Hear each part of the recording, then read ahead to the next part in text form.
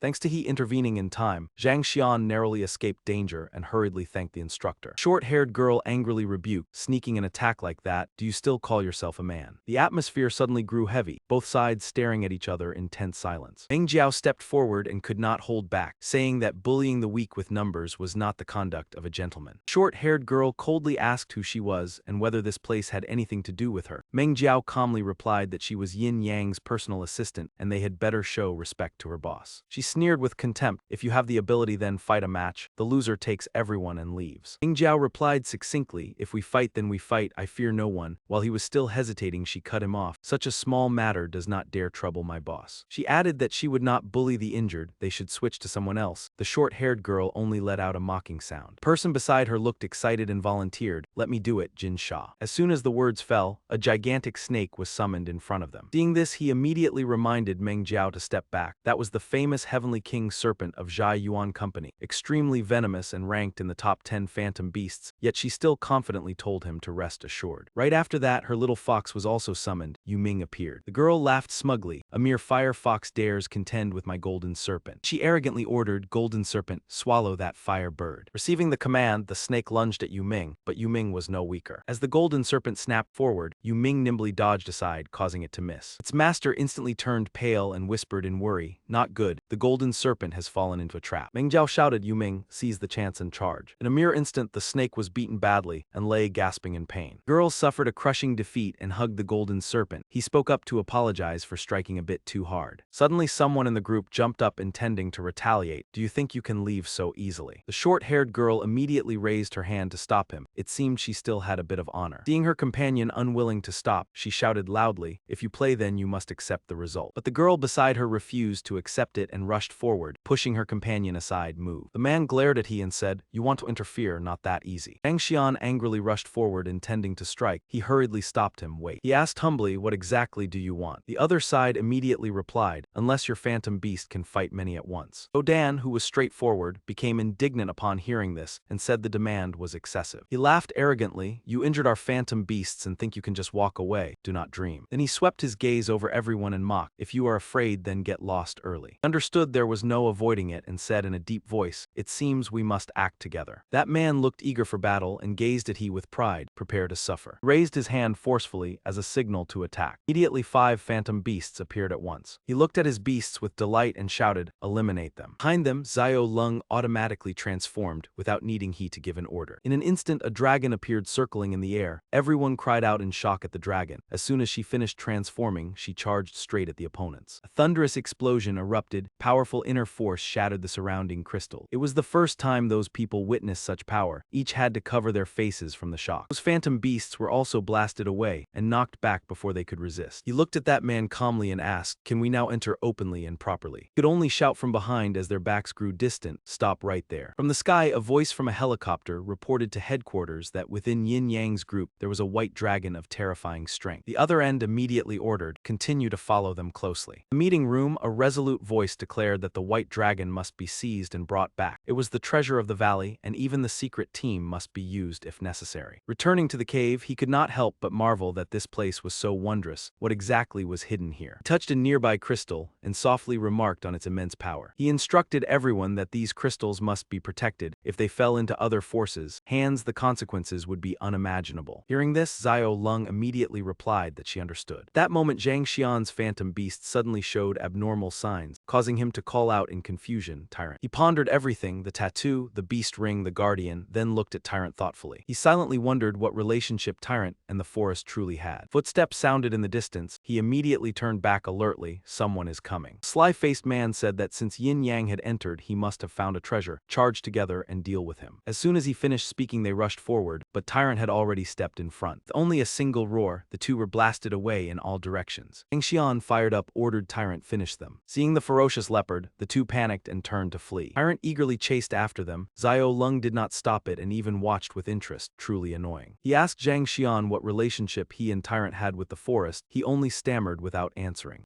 Dan reminded him that at this moment, the main mission was to protect the crystals. He looked through the gap between 2 crystal blocks and said, this cannot be delayed, let us move quickly. On the other side, others were also approaching. One said those crystals were the treasure and must be seized. He told Zhang Xian that the crystals in the cave could resonate with their tattoos and cause Tyrant to lose control easily. Moreover, the cave entrance needed guarding. The two of them should stay outside first. He replied briefly that it was fine. Zhou Dan also said he must have his reasons for doing so. In his heart, a trace of resentment rose, and he secretly thought Yin Yang, just wait. Zhang Xian and Tyrant remained behind, watching Yin Yang's group leave with helplessness. He turned to his phantom beast and recalled the old man's words years ago that after 5 years he would learn your secret. At the same time, the group of strangers finally caught up. One looked at Zhang Xian with disdain and said, "If you know what is good for you, then step aside and hand over the entrance." But Zhang Xian was not so easily subdued. He and Tyrant turned back and shouted loudly, "Who are you talking about?" The bandit leader curled his lip and said, "What is it? Where did I say anything wrong? Are you not just Yin Yang's watchdog? There is a treasure inside, yet you are not allowed to step in." Lackeys behind him burst into mocking laughter. A watchdog is still only keeping watch for Yin Yang. He suddenly remembered Yin Yang's words, "Zhang Xian, you all wait outside for now." Zhang Xian silently clenched his fists. "Yin Yang, I will definitely be able to replace you." He circulated his inner force and shouted coldly, "Even trash like you dares to act arrogant before me." Then Zhang Xian glanced at his phantom beast and gave a firm order, "Tyrant, deal with them." Hearing his master's command, the leopard's eyes widened. It roared fiercely and charged toward the enemy. Seeing that power, the group froze, their faces blank as they stammered, "What exactly is that thing?" At this moment, Zhang Xian also released a terrifying aura, his gaze icy cold like a warrior statue of wax. Immediately after, he continued to channel his inner force, coordinating with the wind to surround those people tightly. When it was done, Zhang Xian looked at Tyrant and said, "The treasure inside must belong to us. We will find Yin Yang and settle the score." He had no idea that someone was eavesdropping behind the rock wall. That man looked smugly at his companion. "Boss, your trick of sowing discord is truly brilliant. What do we do next?" The boss laughed arrogantly. "We sit here and wait for the right moment, reaping the fisherman's profit." Inside, Yin Yang observed the surroundings while calculating. With this number of crystals, it would be best to let the phantom beast absorb all the energy. "Turn to Xiao Lung, we cannot delay, we must act immediately." Receiving the order, Xiao Lung stepped forward and reached out to touch the crystal in front of her. But the moment she touched it, the crystal suddenly showed an unusual fluctuation. Yin Yang immediately supported her. "Careful," Xiao Lung said in shock that the power was too strong. He replied that they needed to try absorbing the energy within it. Meng Jiao stepped forward to remind him, "Yin Yang, we should still be cautious. It is unclear whether the crystal will cause side effects to the phantom beast." Behind them, Zhang Xian and Tyrant quietly followed the path inside. Seeing his phantom beast hesitate, he impatiently shouted, "Tyrant, move forward, are you afraid?" As soon as his words fell, it suddenly became frenzied and threw its head back with a thunderous roar. It collapsed in pain. Zhang Xian cried out in panic, "Tyrant, what is wrong with you? Wake up." The shout echoed all the way to Xiao Lung. She recognized it as Zhang Xian's voice. Yin Yang and Xiao Lung immediately turned back, while Zhang Xian could only hold Tyrant and call its name in panic. Yin Yang ran over and asked what had happened. Zhang Xian hurriedly said, "Quickly check on it." Seeing Tyrant lying on the ground with foam at its mouth, Yin Yang guessed it might be a manic episode. He analyzed silently. This phenomenon is often caused by intense emotional stimulation disrupting the nervous system, leading to convulsions or loss of control. He looked around, suspecting that the crystal contained radioactive elements, emitting invisible waves that disturbed the phantom beast's senses. Seeing Yin Yang remain silent, Zhang Xian grew more anxious. "Instructor, please save Tyrant." Yin Yang spoke, "We can use mental force to control its condition." Xiao Lung extended her hand toward Tyrant and began using heavenly summoned mind power to heal it. Meng Jiao looked at the radiating light and happily guessed that perhaps Tyrant was absorbing the crystal's energy. Yin Yang observed in astonishment. Could it be that this crystal also has the ability to restore phantom beasts? When Tyrant woke up, Zhang Xian said emotionally, "Yin Yang, Xiao Lung, thank you both very much." At that moment, the group rushed over shouting loudly, "The roar has stopped. They must both be injured. Charge." But as soon as they arrived, Xiao Lung and the others were already standing there waiting. She looked at them with disdain and asked, "What do you want?" The group charged forward shouting as they attacked. Zhang Xian quickly said, "Leave this place to us. You two go collect the crystals." After recovering, Tyrant had already taken a battle-ready stance. A resounding roar erupted and a violent gust of wind rose, sending the enemies flying away. Tumbled across the ground, their faces pale, some even trembling and crying out. Zhang Xian said with contempt, "You do not know your own limits." Yin Yang looked at the scene in shock. The crystal's power had made Tyrant much stronger. The cowardly group hurriedly fled, shouting that they had to report back to headquarters for reinforcements. Yin Yang continued thinking beside the pile of crystals, realizing that the initial stage of absorption would cause resistance, but once overcome it would stabilize. He might as well use this opportunity to help Xiao Zai advance. He looked at Xiao Lung and said, "This is a rare opportunity." Then he brought the crystal close to Xiao Zai to see whether it could absorb it. Xiao Lung said excitedly, "I can feel Xiao Zai's combat power increasing." increasing. It leaped into the air, and she happily saw the crystal awakening the potential within it. Lightning leopard seemed to level up again, its entire body continuously emitting powerful arcs of electricity. Yin Yang held it and said joyfully it succeeded. Zio Zai has advanced to golden armor. Layer of golden armor greatly enhanced its defense, and its attack power was also unleashed. Zio Lung smiled in congratulations. Meng Jiao added, Yin Yang, congratulations to you. Zhou Dan said that they had gained another formidable helper. Zio Lung curiously asked how to handle the remaining crystals. Yin Yang replied to collect them all into the bag. In the sky, the helicopter was still circling without landing. Zhang Xian looked up and suddenly felt tense. This is not good. From above, soldiers began descending and moved to secure the cave. A voice over the radio ordered, Team 1 take position. Ensure the mission is completed. From the helicopter, a familiar figure walked toward Zhang Xian. As soon as he saw the face, he was shocked. Zhang Feng, Xian